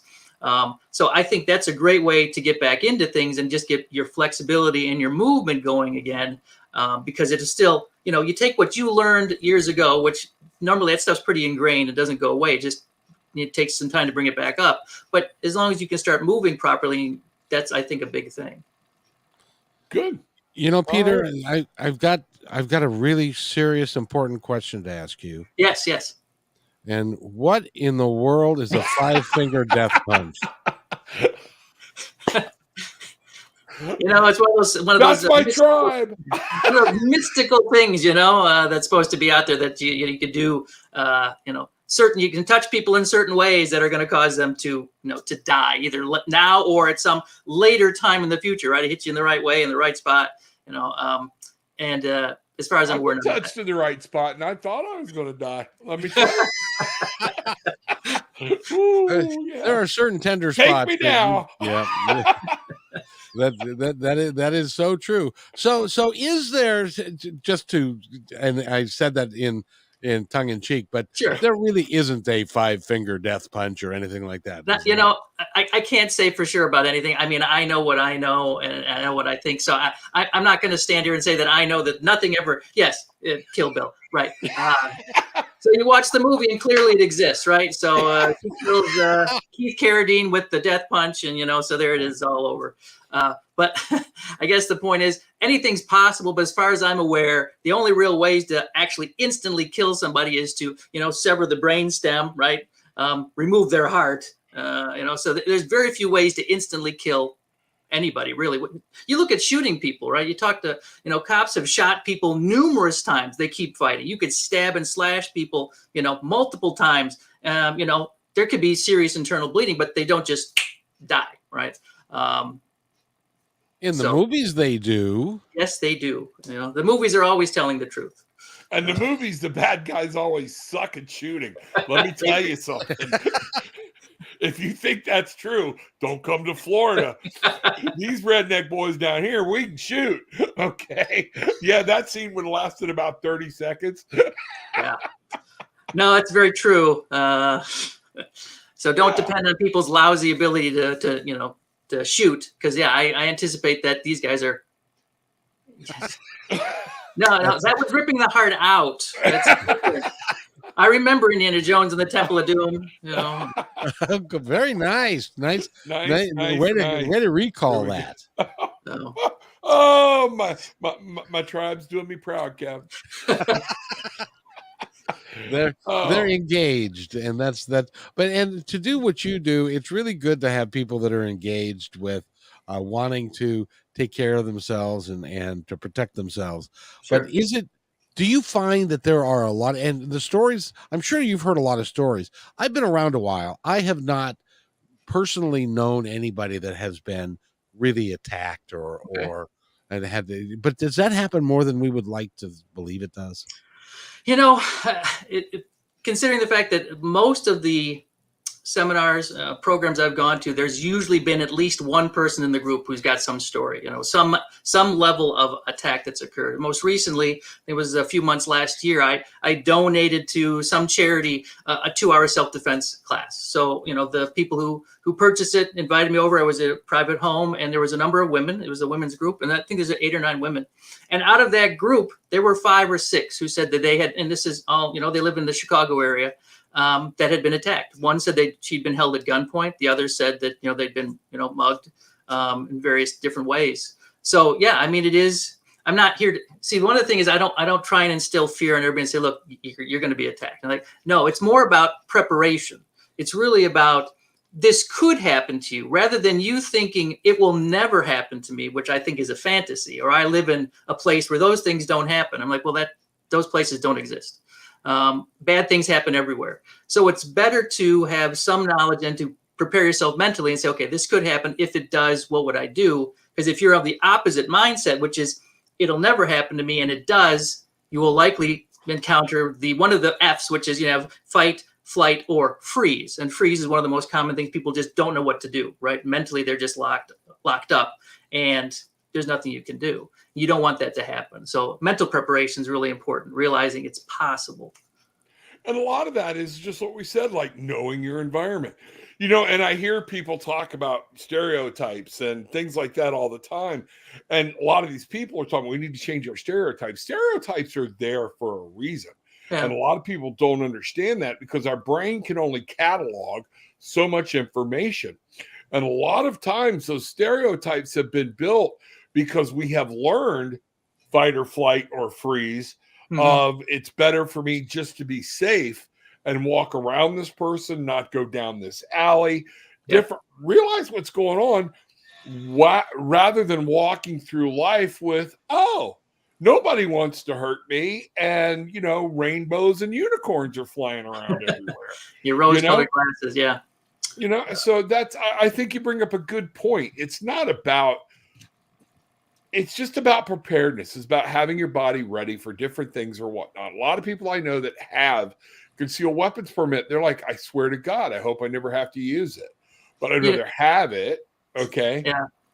And we were talking about that a little earlier, and I get that as well, that kind of mindset, which is, okay, I have a concealed carry permit. I carry my firearm with me. I'm like, okay, great. So you have a concealed firearm that's under your shirt somewhere, right? Under your clothing. And now you've got some guy who's holding a knife to your throat, or as you said, attacking from a distance, but even if they're closer. And now they're coming, as they're attacking you, your one response is I'm going to pull out my firearm by the time he stabbed or slit my throat or whatever. So that doesn't make sense. Number 2, not everything that someone does to you, you can respond with a firearm because that is deadly force. Someone punches you in the face and you pull out your gun and you shoot them, you're probably not going to be able to argue that was self-defense. Now, again, the law is a gray area, but my point Welcome to Florida, baby. Stand your ground. Stand your ground. But, the whole idea is, the old saying is, if you have a hammer, everything's a nail. Well, if I have a gun, it means I can shoot everybody and everything. Well, that's just not the case. And you're going to find that you may end up in jail or having huge legal bills or both, and also having taken a life. So, I'm not saying don't do those things. I'm not saying don't have a weapon. I'm just saying understand the legal ramifications, what you can or can't do, and also have more in your toolbox than just, I got a gun. And I think that's very important. And that's what I'm trying to get people to understand. Whether I have a gun, whether I not, it's one tool. No carpenter has one tool in his toolbox. No painter has one paintbrush. Okay? It just doesn't work. Kevin and I, we have more than one camera. Okay? Those types of things. And you need to just be aware and full and understand this is what's going on. I spent 14 years. I live right here where I policed at. Okay. I still don't have a concealed weapons permit. Okay. I don't walk around carrying a gun. But again, I don't walk in, all happy either. I watch this as I watch the crowd. I keep an eye out on what's going on, or whatnot. And again, it gets back to some common freaking sense. And somewhere along the line, I feel like aliens came across our planet, hovered over it, sucked the common sense off of it. Okay. And those of us that were left inside, we kind of came out okay. Not everybody, but some of them. Some of them were standing next to an open window. So it's one of those things there we do. Just open your mind to different avenues, different things. And sometimes winning isn't everything. Right. Yeah. And we need to learn that with our family. That's my biggest thing about police and military or whatnot. We're taught to win, win, win, win. But they never taught us to spend the time that it's okay to go home and lose. Yeah.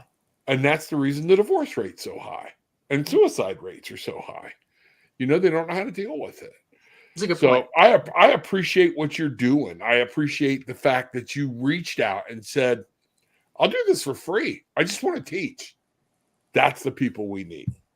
Yeah, no, it's true. And, and what's interesting to me is that even when I do that, it still can be difficult to get people to attend these things, even when there's no cost to them, because again, as you're mentioning, it's mindset. I don't want to think about the bad, nasty possible things.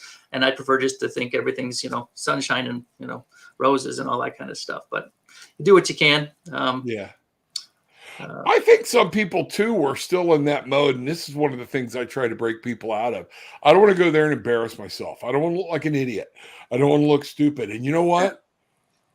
Go have a good time. Get moving. That's another thing that keeps people indoors because they're so afraid of being judged. Screw them. Yeah, and that's what I tell people, like the same thing, which is you need to find if you're looking for a school, and the first most important thing is the instructor. You have to get along, or you have to be comfortable with how the instructors instruct. Because I've had some who are very big on being more like drill instructors than a martial arts instructor. I don't react well to that. So, when I teach, my classes are more lighthearted and humorous, even though it is a serious topic. I still think people do better when it's a little more lighthearted, and you can not berate people, but really work with them and say, okay, I understand you're comfortable. Maybe you're not coordinated, whatever. We work on those things. It just takes time. Now, in the land of COVID, have you been doing Zoom calls and Zoom classes and stuff? Or do you need people to be there? I have actually had a couple of those, and there were businesses.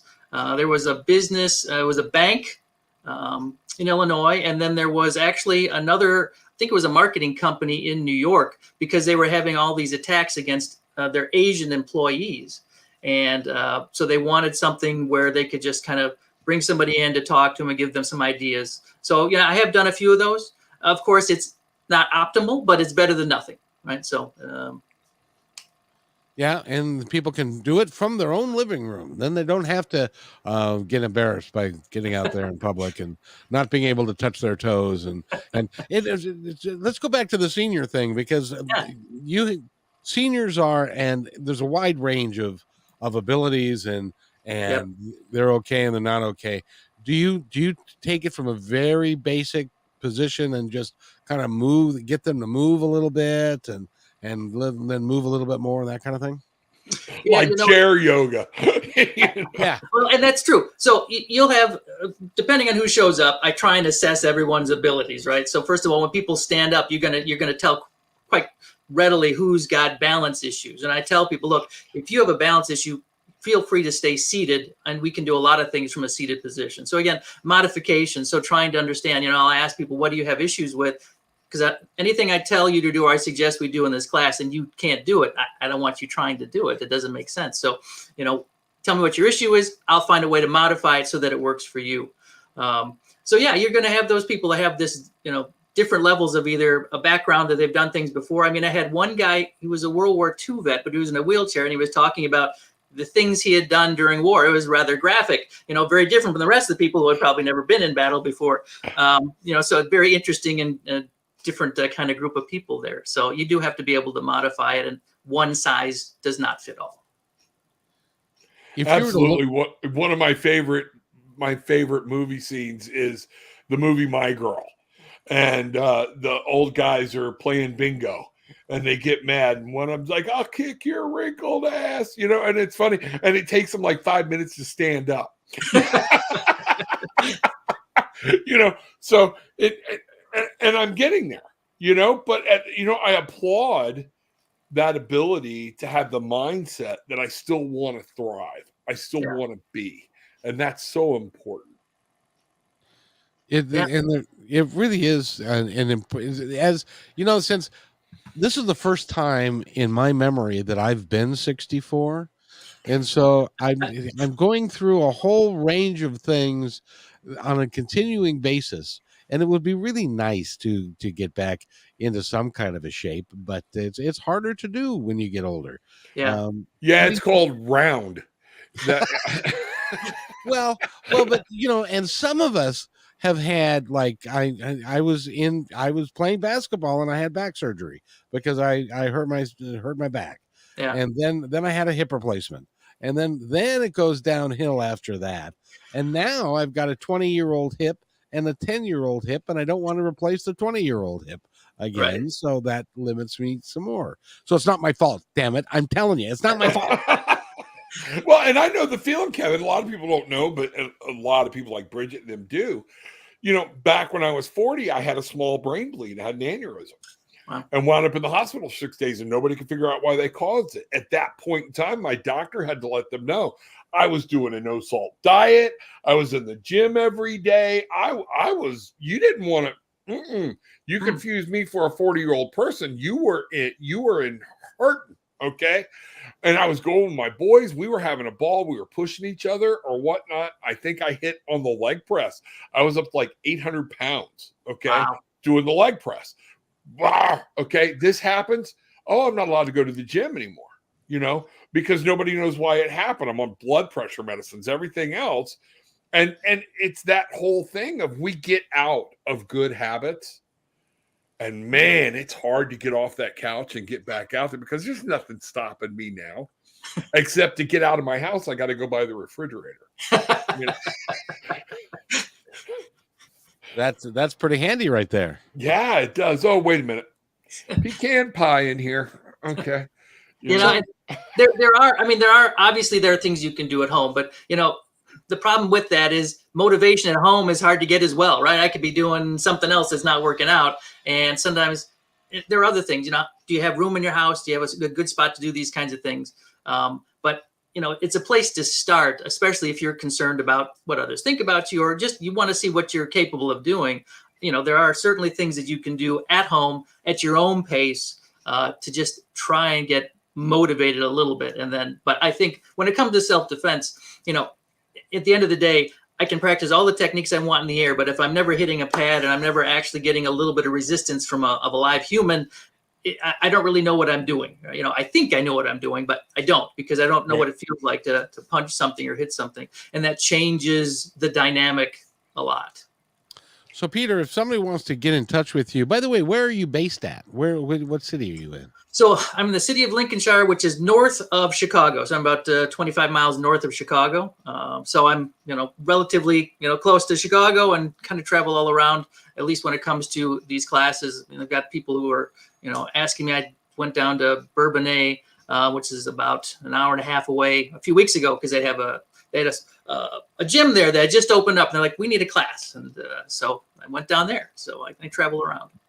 Good for you. I got to ask you, since you're just outside of Chicago, I keep hearing that Chicago is a very rough place to be, and that there's a lot of shootings and stuff. Is that true, living there? I mean, you certainly hear plenty of bad news. Like you said, when you watch enough news, what is it? If it bleeds, it leads, right? I mean, that's pretty much how it goes.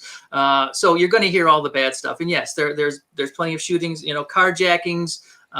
We're really high up on the list for those for whatever reason. You've got young kids who are engaged in these carjackings now. I mean, we're talking about 14-year-old kids who are doing this stuff. And to me, that's the one that really has been sticking out in my mind, that has been happening so frequently. But yeah, I mean, that we have plenty of serious crime going on here. I think just like anywhere else, maybe a little higher here. You just hear about it more. So again, it's one of those things where you have to assess where you live, determine if you're in an area that might be more of some areas are going to be higher crime than others, no question about that. And then determine how you're going to live your life based on what you know and what you're able to do. I got to tell you one of the best self-defense stories I know, not having to do with me, all right? It had to do with my grandmother, okay, who was one of those old Southern things. When I was in police work, I get a call. Somebody just tried to carjack your grandmother, my grandmother Lee. First thing I said was, well, are they okay? Because she's, and my dad was a little pissed or whatnot, but because it was his mom. Yeah. But the officer was like cracking up. He's like, she's a trip. And I'm like, what happened? He jumped in the car right in the middle of downtown. Now, this is Palatka, Florida. Goat roping capital of the world. All right. But she is old Southern. They grew up there, been there. We're fourth generation Floridians. And she's like, I ain't playing with you. And she was rough when she was growing up. You know what she did? He put a gun at her, said, take me here. She reached over, turned the car off, threw the keys out the window, and said, if you're going to shoot me right. And she wasn't in the religious type, effing here so my family can find the body. And he looked at her and literally said, lady, you're crazy, and got up and ran, and they caught him. Okay. But that gets back to that thing we're talking about. Sometimes fighting, keeping that, you talk about thinking ahead. Yeah. That was thinking ahead. No action. No, I took his keys. No, I took the gun. No, nope. That was kind of a sales takeaway. Do it. I dare you. Well, I give her a lot of credit. That's God rest her a tough soul. lady, no question about it. I will share a story that was shared with me. I have all the stories I heard similar to what you just told me. So I'm at one of these library seminars with largely a group of seniors, and afterwards a woman comes up to me and says, my husband and I were in Flagstaff, Arizona, she said, a few years ago, and she looked to be probably in her 60s. So I'm assuming she was in her 60s at that time. We're walking around, and a guy comes up and sticks a gun in her face and says, your money or your life. So the husband and wife look at each other, they look at the guy, and they say, you're going to have to shoot us. I'm like, okay. I was surprised, not the response I would expect. Apparently neither was the robber expecting that, because he then repeats the demand and says, your money or your life. And she said they looked at each other again, looked at him and said, you're just going to have to shoot us. And then she says that the husband did something to knock the gun out of his hand. The guy takes off. I'm like, okay.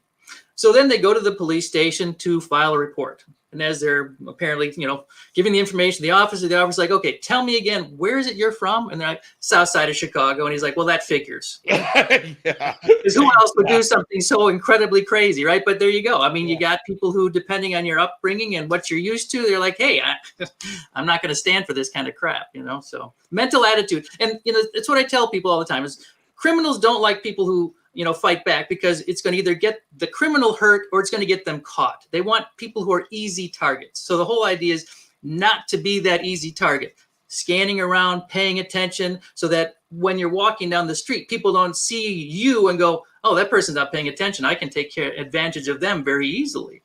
So if you put up some fight, some resistance. Most of the time, it's going to be enough where it's going to be something where they just don't want to deal with you. Yeah, I agree. And one of the things people, they think they know how they're going to react in a situation because you've played it in your head or whatnot and everything. Let me tell you something. Your psyche doesn't know what you're going to do until you're there. Yeah. That's why they call it fight or flight. Right. Yeah. Because sometimes your brain will choose for you. Yeah. And a lot of times what I've seen, and I've seen this in officers that were in a traumatic situation, they came through it. Wow. You know, I was like, okay, that's the one I want with me when this crap happens next time. And they quit because they come into something very similar to that again. And they're like, I don't want to go through that again. You know, and I applaud them for recognizing it, but you don't know. So just because you've been through it, just because you've been through Vietnam, Korea, World War II or whatnot, the only thing I would say would be a military person that's been trained to react rather than think. But most of us, we're not on that path. No. So be careful about putting yourself in a position because you really don't know. Yeah. And somebody that is up against the wall that has nothing to lose, you know, be careful. So know your situation, know what's going on, and realize sometimes it's better to live and fight another day. Yeah. Give a good report, let people know what's going on, and, you know, go from there. You know, and kind of along that lines, a story I'd actually seen the video footage of this incident. So basically I think it's state troopers stop a guy for suspected drunk driving. So they pull him out of the car. They're talking with him. You can't hear any of what the conversation is, but they were about to let him go. And then for some reason decided to talk to him a little more and then decided they were going to arrest him for drunk driving. So then he puts up a fight. Now, the one trooper is huge. He's like 6 foot something. His partner's a little shorter, and the suspect's about average height.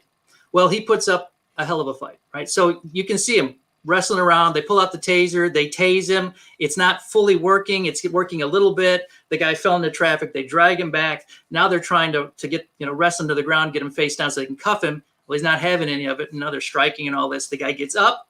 He runs around the front of the car, and he gets a gun. Now a gunfight ensues. So now you got the officers shooting. One officer is shot, and he falls out of the scene. And then the other officer's firing back, and the guy takes off. Turns out, and I actually met an officer sometime later who actually knew those guys and showed up on the scene shortly thereafter. And he confirmed all this stuff with me. The one officer who who had gotten shot in the leg, shot in the femoral artery, had to put a tourniquet on himself. And the only reason he survived. They put him in a medically induced coma for a number of days. And he survived. He went back in the force. The other officer ended up on desk duty because he couldn't take it. The stress was too much from that encounter. So along the lines of what you said. Yeah. So, like you said, you don't know until you're in those situations. And people ask me, how do you train? What's the best way to train? And for me, one of the things I did as I moved on to other types of martial arts was you have to increase the amount of stress in your training to a safe point, but it has to be increased. If I'm always doing things with people who are always happy-go-lucky and I never get hurt and I don't have any bumps or bruises, everything seems to work great. Someone starts resisting and you have to do things when you're a little less comfortable. Now you're raising your stress level. Now, is it as realistic as someone trying to kill you? No. But the point is you get used to more and more of the stress and how to deal with it. And that's kind of the best way you can do it. You have to increase your stress level. You have to work under stress. And that'll help hopefully mitigate those things. But truly, in the end, you won't know until things happen. Kevin, that's why I'm so good at handling stress. I've been married 4 times. Holy crap. You've been married 4 times? 4 times. This Gillian that you met online is my 4th wife. Yeah, she's a keeper. That's for sure. Oh, she sure is. Number one, she tolerates my crap. Okay, But I was married once, and I decided that was it. I failed at that, so I'm not going to do it again because I'll just fail again. Keep going. You know what? I loved everybody. And I loved her. And you know what? We talk about it. People are like, how do you say that on your wife? Because we talked about it all before we got married, But one of the things is, and I think it goes with what Peter is saying here, okay? communication, understanding, and never saying die. You know what? I still believe in the power of love. When it got done, married again. Doesn't mean everybody we bring into our life is meant to be there forever. But also, I want parents to understand from this conversation the way we react to this stress that Peter's talking about, situations and violence. If we get mad and lose our control, that's the way you're teaching your kids to deal with the stress. Yeah. So somebody's got to come in and undo it. And what I taught mine was be happy. You can separate without all the yelling, screaming, ugliness, or whatnot. There's more than one way to handle an argument. Okay? I get along well with all my in-laws. Everything's fine. I can pick up the phone, call anybody except my second. Now, her parents love me, or her mom still loves me. Okay? But, you know, it is. It's learning to understand how to deal with a situation and being able to grasp that overall. I think that's an art form that's hard to teach somebody. What do you think, Peter? No, I think you're right. I think that part, and I think the other issue is that these days we're even more removed from people than before. So it's all, you know, video or text. And so communication, our communication skills aren't what they used to be. You know, conversations aren't the same. And now we're emojis and, you know, symbols and stuff. And it's not the same as communicating with someone. So when you have someone you have to communicate with in person, face to face, and you're dealing with a very stressful situation, it's very different than, you know, I'm sending you a text and I can type all the nasty things I want on Facebook about you and what I think about you. But in, you know, in real life, I'd never say any of those things. You know, so I think part of that is there. And yeah, it's something that has to be taught. You know, you have to practice it, and you can try and put that, you can introduce that as well as part of your self-defense training, which is have scenario, which cops, what are cops doing? That, you know, that's most of what they're trying to do, put situations there, like, how are you going to handle the situation? You know, you come on the scene, this is what's going on. And then the actors act in a certain way and you react, and then you try and figure out, you know, do I do the right thing? Well, I don't know if you did the right thing, but you're going to find how you reacted to that situation. And then, you know, are there other options? I think that that your work could really be an important part for a lot of communities and community centers and that sort of thing. Have you thought about franchising and going, you know, like nationally? No, I haven't. I mean, I have certainly no problem doing any of that. I just don't know that people are as open-minded about that as you might be, Kevin. You know, that people have very interesting thoughts about when, you know, you talk about self-defense and martial arts, because I think everyone feels it is the punching, kicking, and all the violent parts of it, right? And people are, so even when I started out trying to find places that would let me do these things, that's kind of what I was facing. It took me a while even to get Vernon Township to let me do it, you know? So you have this resistance based on, I think, perceived ideas. And then the other thing, blame it on the lawyers, legalities. They're like, oh no, you have to make contact. I had Volkswagen Credit. They're here in just a few towns away. They contacted me a couple years ago, said, we'd like you to come in and do a class. I'm like, sure, no problem. Then they contacted the legal. Oh, we can't have you touching anybody. Okay. And then it was like, we don't want you to come at all. And it was all about legal issues. And I'm like, okay, I'm a lawyer. I understand the legal issues, but I'm not touching anybody. So how's anyone going to get hurt? You know, I mean, my voice is so powerful, I'm going to knock you over. I don't know. Or I'm going to say something insulting. I don't know. So, you know, I think part of it is just people are adverse to a lot of things, and trying to convince people, sometimes you have to get through a lot of, you know, noise. We are living in a litigious society, and until we can get away from that just a little bit, because, you know, and we you know, you're right, because there are L&I issues, and there are all kinds of issues that have to do with when. But, you know, one thing I would like you to help teach seniors, is how to fall. Yeah, that is true, because a lot of that improper falling will lead to broken wrists, you know, a lot of that. So these injuries, it's true. Falling is very important. It is one of the things that I will teach people. And it is something that I think you can do safely in the right environment, you know, and it does take time. You know, you start low to the ground so that you're just learning proper movement. And then as you work your way up, you can fall from a higher height and learn to fall appropriately. But you're right. Most of the time people fall, they put out their arm, their hand hits, and what happens? Something snaps. It's usually the wrist because they're trying to brace their fall this way. When ideally, when you're falling, you're learning to slap using the whole arm to reduce your force going backwards, tucking your head so you don't hit your head. There's a way to do it. It's not comfortable when you're hitting hard ground, but it's better than whacking your head or breaking your wrist. So I agree. It's an important skill. Or tearing your rotator cuff. There you go. Yeah. I played football and I wrestled and I played baseball and all that kind of stuff. I could always fall well.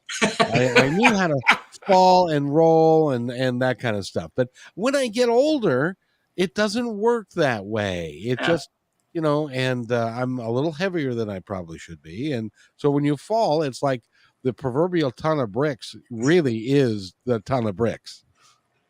Yeah, it is a skill, and it does take, like other things. It takes practice, and you learn confidence. You have to become confident because no one wants to fall, right? It's against your nature to force yourself to fall. And if you look at some of the martial arts where you see these guys who are throwing themselves up in the air so they can fall from higher heights, that's even harder to do, let alone just standing here and trying to just fall from where I'm standing.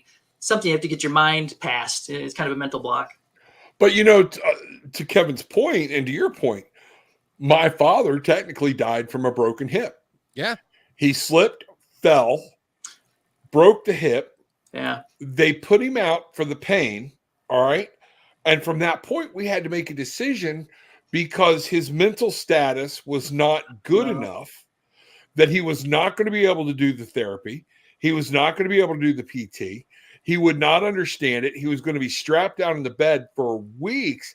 And then because of that, literally it put us in the position to make a choice to just keep him out of pain because the only thing to do for him was surgery on the hip. And it was going to be thousands of dollars. And the prognosis of the hip because of his mental state was not good at taking. And we were just going to be down the same path later with him living a life of pain. And it is things we do need to realize when people laugh about teaching people to fall.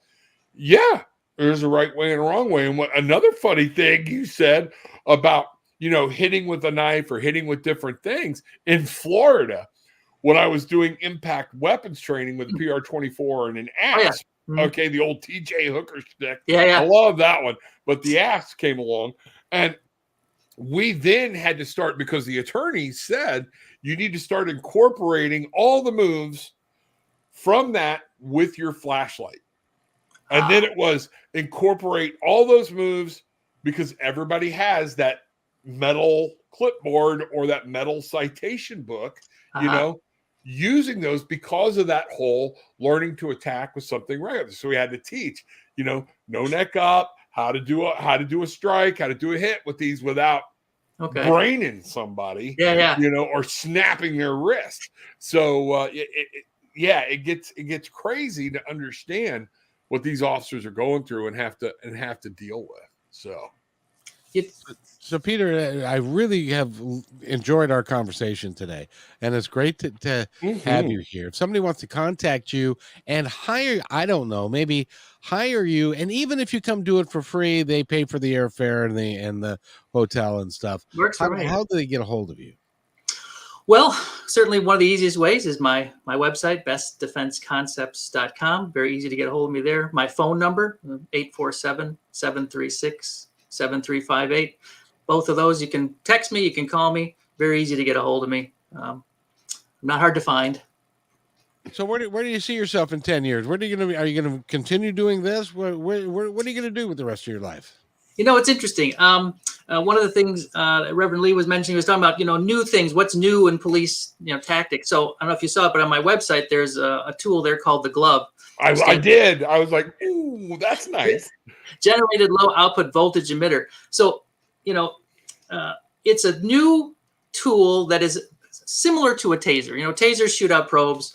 This doesn't do that. Basically, you've got contact pads that are on the palm. And the idea is to have skin contact so I can grab somebody by an arm and control them without hurting them, right? So this is something that's new technology. This came out in about 2019. I met the guy who's bought the rights to it. It was actually created by a fellow in China, though. But he's got the rights to sell in the United States. And I was a distributor for the company. And, I've been kind of busy with law, but I've been still keeping my hand in on that because I think it's a great tool because we talk about, excessive force. The police use too much force.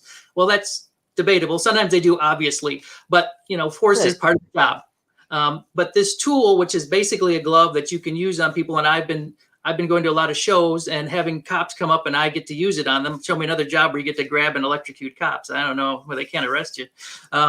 So it's a great tool. And part of what I'd like to do is be more involved in that in the future because I think it really is going to be a tool moving forward. I think that we've got 100 and some agencies already that are using it throughout the country. Chicago's slowly coming on board. But, when you mention what am I going to see myself in the future, I'd like to be more involved in that because I think it's a great idea. How can you keep cops safe? How can you keep the suspects safe? How can everybody do their job, and get away from all, we don't want to be focused on always, firearms aren't the only answer, obviously. We have to have some other tools in the toolbox. So it's an electric glove?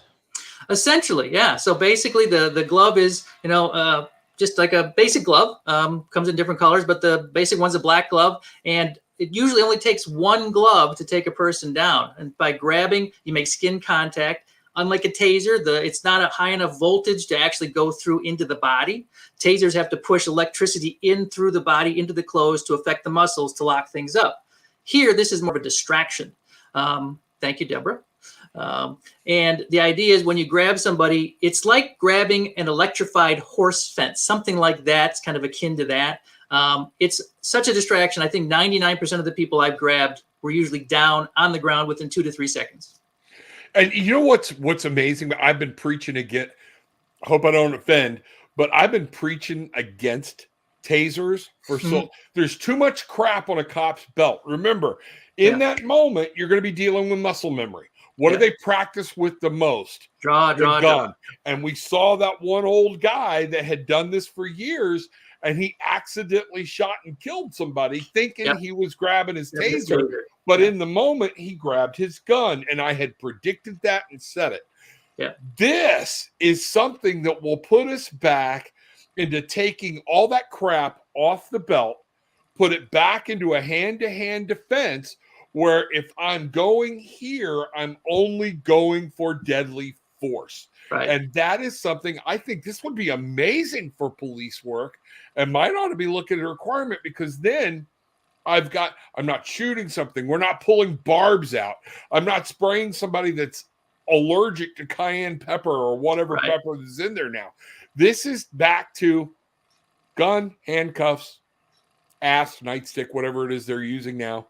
And again, eliminates that one, you're only drawing a weapon for one freaking thing. So it's going to help eliminate a lot of that garbage. You could call it the Michael Jackson glove. Because you only need one, right? That's right. That's true. He generally only had one glove on. So yeah, so that would work great. So Peter, thank you so much for being here. We really have appreciated it. Well, I appreciate both you gentlemen. Yeah, I thought you had some really great questions. I was very happy to share some stories and some of the stuff that I do, and I wish you both very well. Well, and I'd like to invite you back, and we'll talk about this off air. But I'd like to talk to you on KKNW 1150 AM because in Seattle, I don't know if you noticed, but we've got a homeless problem here, and I've heard there's lots of folks that are being put into situations I don't know, like by the courthouse in downtown Seattle, that you would think would be perfectly safe. However, there's a lot of homeless people that are in the area, and it's not as safe as we'd like it to be. So, so your classes and stuff would be very beneficial for folks around here as well. So that's why I want you to build a franchise and go national, big time national. I'm happy to do it. Absolutely. No. And then you'd be on billboards. That's right. And stuff. So it's been great fun having you here, and I want to thank you again. Rob, do you have any other questions before we let this fine gentleman, because it's about time for us to wrap up the show for today? Yeah, no, I just thank you and very much, and I look forward to talking to you again. This is going to be good. All right. Well, I appreciate it. It's been great. Had a lot of fun.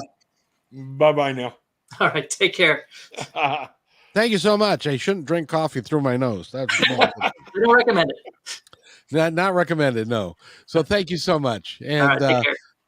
have a great day. And Reverend Rob, I've enjoyed this show. It's been great fun. Me too. And I just want to take this time to remind everybody, if you want to reach out to me personally, tarotwithanattitude.com, you could drop me a message, book a session. Didn't sling any cards today, but that's okay. It's a good thing. We met some great people or whatnot. Also, look out for my YouTube show, Tarot with an Attitude. Go figure. Okay. On YouTube or whatnot. Classes this Saturday, Tarot Simplified 2. Look it up on ascendedmasters.store. We'll be able to be there, and we're actually going to be on Zoom. We're going to do some spreads and readings and interpreting cards together. It's going to be a blast. And if you want to go to positivetalkradio.net, you can find out all kinds of stuff about what we're doing and listen to some past shows. You can even, my good counselor Holly said, sometimes when you're too close to a situation, you don't ask for what you should ask for. So I'm going to have you ask for what I should ask for, because you do it so much better than I do. Folks, if this was speaking to you, we need help keeping this going. Number one, we want to syndicate the show. We're going through KKNW, so we're already live on the air, but we want to take this bigger. But help us out. It costs money to do this. We enjoy it.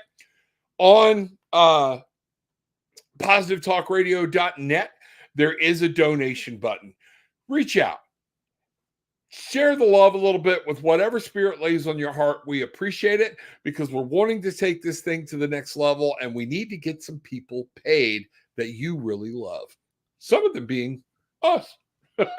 And that is the Southern Baptist preacher son in you. Whatever you feel like, you lay your hands on it, baby. Come on, let's go. Well, actually, then it would be, okay, if I'm going to go Southern Baptist, 10%. 10% in the donation button.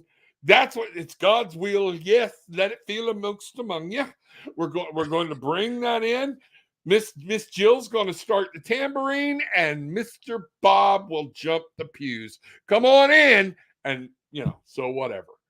And I want to thank everybody for paying attention and for listening to the show today. We actually had some listeners, Reverend Rob, and it's great to see. And I would point to tomorrow, we've got a great show for you as well as on Friday. And then on Monday, we start our great big new time. We're going to be on at 2 to 4 Pacific and 5 to 7 Eastern. Drive time on the eastern coast of the United States. And we'll be there a couple hours a day on Monday, Wednesday, Thursday, and Friday. And we'll be on KKNW in Seattle on 3 of those days. So there's a lot going on, and I want to thank everybody. And Reverend Rob, I'd like to thank you for being part of this. You add a great deal to this presentation, and I thank you. Well, thank you very much. And Kevin, in an hour, we're going to be live on KKNW, aren't we? We are again. Yes, indeed. There we go.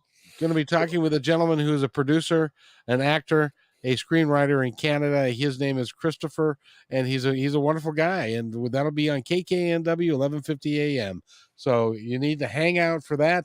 And I want to thank everybody again. So with that, on behalf of Reverend Rob Lee, have a great day, everybody. Thanks for enjoying this episode all the way to the end.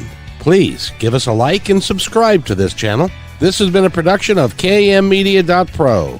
Please visit our website, oddly enough, named kmmedia.pro, for more details about us and our mission, which is to provide great positive programming designed to inspire us all. I'm Kevin McDonald, and I'm proud of these shows, and I truly hope that you'll like them and share them with friends and family. So on behalf of our entire team, remember, be kind to each other, because each other's all we've got. We'll see you next time.